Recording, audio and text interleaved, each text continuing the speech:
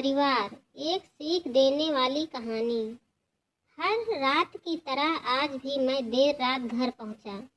हमेशा से कोई भी गलत आदत न होने के कारण कॉलोनी में कोई भी मुझे देर रात आने पर गलत नज़रों से नहीं देखता था। मैं हमेशा इस बात को लेकर गर्व करता था कि लोग अपने बच्चों को मेरी उपलब्धियों का उदाहरण देकर अच्छा पढ़ने लिखने की सलाह देते हैं। खैर, यही सब सोचते हुए मैंने अपनी चाबी से घर का दरवाज़ा खोला।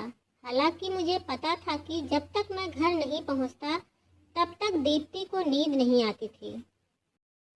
पर मैं अपने 5 साल के बेटे चिंटू को नींद से नहीं जगाना चाहता था। दरवाजे की हल्की सी आहट पाकर दीप्ति हमेशा की तरह कमरे से बाहर आई। तब तक मुंह हाथ धोने बाथरूम की तरफ जा चुका था और हमेशा की तरह दीप्ति खाना गर्म करने किचन में चली गई। हर रोज ऐसा ही होता था। सुबह घर से निकलने के बाद हमारी मुलाकात रात को खाने पर ही होती थी। दीप्ति को इस तरह की जीवन शैली से कोई प्रॉब्लम नहीं थी। एक हाई क्लास सोसाइटी में अपनी साख बनाने के लिए हर किसी को इस हद तक की मेहनत करनी पड़ती थी। चिंटू सो गया। खाना खाते हुए मैंने दीप्ति से पूछा, हाँ, काफ़ी देर से आपका इंतज़ार कर रहा था, लेकिन फिर इंतज़ार करते करते ही सो गया। दीप्ति ने शिकायत भरे लहजे से कहा, लेकिन हर बार की तरह मैंने मुस्कुराकर बात को टाल दिया। रात को देर से सोने के कारण हर रोज़ मैं सुबह देर से ही उठता था, लेकिन जब तक मैं उठता था तब तक चिंटू स्कूल चला जाता था। चिंटू की हमेशा शिकायत रहती थी कि मैं उसे कभी बाहर घुमाने नहीं ले जाता और शायद इसी बात को लेकर वो मुझसे नाराज़ भी था। हमेशा की तरह मैंने उठकर दीप्ति को आवाज़ लगाई और बाथरूम में घुस गया। थोड़ी देर में ही दीप्ति नहाने के लिए गर्म पानी ले आई। तुम नहीं होती तो मेरा क्या होता। हमेशा की तरह मैंने पानी की बाल्टी लेते हुए अपना घिसा पिटा डायलॉग मारा और हमेशा की तरह ही दीप्ति मुस्कुराते हुए खाने की तैयारी करने किचन में चली गई।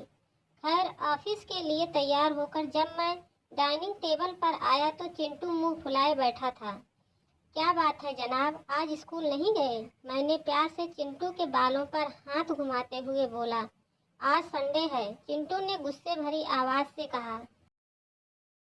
काम की भाग दौड़ में मैं यह भी भूल गया था कि आज संडे है और आज के दिन मैंने चिंटू के साथ मूवी जाने का प्रॉमिस किया था, लेकिन आज तो मुझे क्लाइंट मीटिंग के लिए ऑफिस जाना था।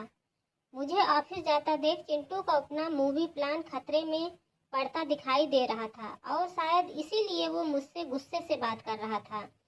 पापा, आप 1 घंटे में कितने पैसे कमा लेते हो? अचानक चिंटू ने पूछा।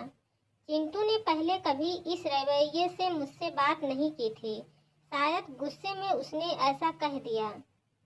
लगभग 1000 रुपये, मैंने कहा। क्या आप मुझे 500 रुपये उधार दे सकते हो? चिंटू ने कहा। लेकिन तुम्हें पैसे क्यों चाहिए? मैंने थोड़ा गंभीर होते हुए पूछा। मुझे चाहिए, चिंटू ने बनावटी मुंह बनाते हुए कहा। खैर, मैंने चिंटू को 500 रुपये दे दिए। चिंटू उठा और अंदर से अपनी गुल्लक ले आया। चिंटू ने अपनी गुल्लक से 500 रुपये निकालकर 1000 रुपये मेरे हाथ में रखते हुए कहा, क्या आप कल मुझे आपका 1 घंटा दे सकते हैं? मुझे आपके साथ बैठकर खाना खाना है। बहुत बिगाड़ रखा है तुम्हारी मम्मी ने तुम्हें। चिंटू की इस हरकत पर मैंने गुस्से से चिंटू को एक थप्पड़ लगाते हुए कहा। आज ऑफिस जाते हुए मेरे मन में बस यही सोच रहा था कि इस भाग दौड़ भरी जिंदगी में क्या सब कुछ खरीदा जा सकता है।